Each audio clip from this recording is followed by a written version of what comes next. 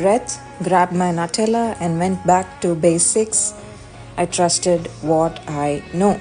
Sometimes simplicity is the key to success. And guess what? After that extra 15 minutes, I had the cutest little puppy on bread.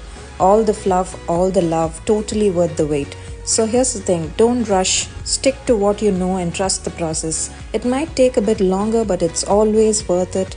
And that, my friends, is how you make a puppy on bread the right way.